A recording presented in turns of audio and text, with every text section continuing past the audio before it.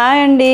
అసలు ఎంత టేస్టీగా ఉందంటే ఈ దొండకాయ నోట్లో వేసుకుంటే ఇట్లా కరిగిపోతుంది అంతే. చాలా సింపుల్గా చేశాను. సింగిల్ పాట్ డిష్ ప్రెషర్ కుక్కర్లో ఇలా అయిపోయింది.